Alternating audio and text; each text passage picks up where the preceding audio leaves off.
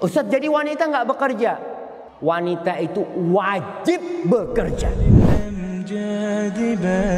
Allah kasih kelebihan kepada lelaki. Wa bima anfaqu min amwalihim, dan Allah kasih hak memimpin kepada suami karena suami punya kewajiban memberikan nafkah. Ibu-ibu dengerin. Ibu-ibu itu tidak punya kewajiban 1% pun untuk cari nafkah. Nggak punya. Wah Ustaz, ini termasuk diskriminasi kata dia. Masa perempuan nggak boleh kerja? Bukan nggak boleh kerja. Kita katakan kewajiban memberikan nafkah di dalam Islam itu 100% kewajiban suami. Mungkin kita berpikir enak banget suami seperti itu. Enggak, yang enak ibu-ibu. Yang enak itu ibu-ibu sebenarnya. Tapi sebagian wanita ini udah rusak nih. Udah rusak pemikirannya. Ia terpengaruh dengan budaya barat. Gimana di barat itu? Ana cerita. Ada seorang syekh dari Saudi sana berangkat ke tempat air terjun yang besar tuh, Niagara. Di Amerika sana ada air terjun yang besar. Dia nonton itu. Dia kepingin tahu melihat kebesaran Allah dengan pakaian gamisnya, dengan surban. Ya banyak yang nonton orang-orang barat, perempuan-perempuan, cewek-cewek di sana. Dilihat nih ada yang paling aneh nih pakaiannya. Sama cewek-cewek barat yang pakaiannya mini-mini dipanggil tuh, "You come here." Hah? Iya, tanya, "Ente dari mana?" katanya. "Dari Arab sana." "Iya, dari negeri Islam," kata dia. Masya Allah. Apa kata perempuan-perempuan itu? Kita dengar kalau perempuan-perempuan di sana itu dizalimin. Nggak boleh keluar rumah, nggak boleh kerja, kata dia.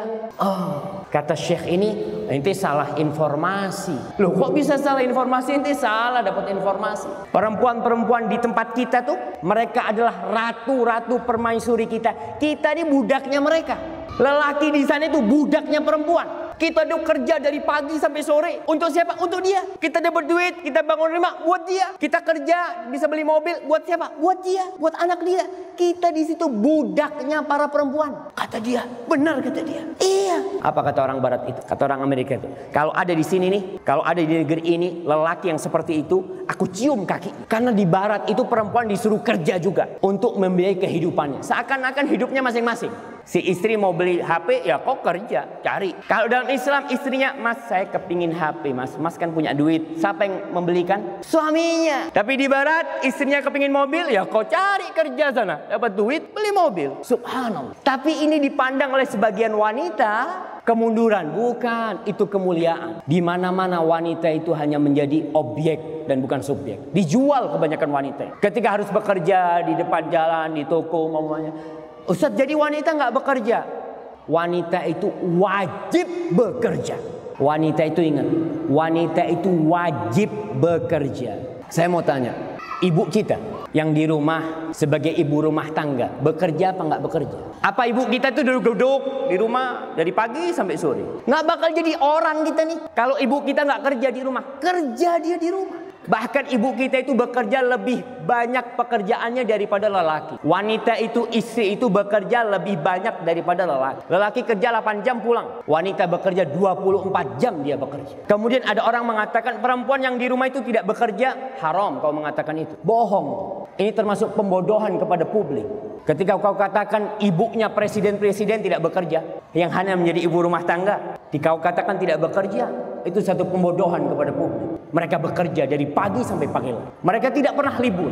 24 jam kali 30 hari sebulan. Kali 20 tahun sampai anaknya dewasa, dia bekerja terus. Bahkan ketika anaknya keluar rumahnya, ibu tidak pernah berhenti bekerja. Dia tetap bekerja. Tapi kadangkala kita berpikir bekerja itu harus yang mendatangkan uang.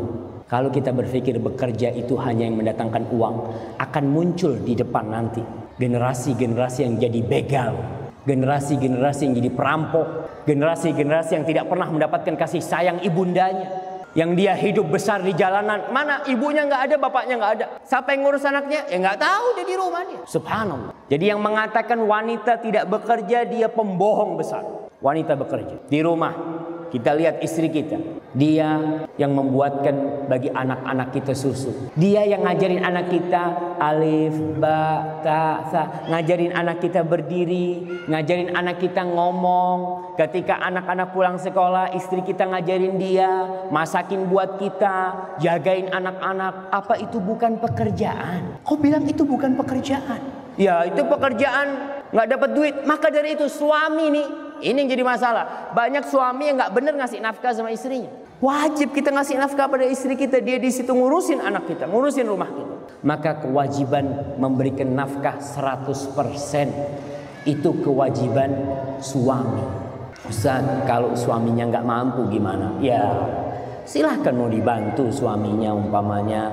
Karena ada di antara sahabat Nabi Ibnu Mas'ud. Ibnu Mas'ud ini bukan orang kaya, dia miskin. Istrinya pandai membuat tenunan, anyam-anyaman gitu ya. Istrinya itu kalau dapat dia jual buat makan, nggak apa-apa.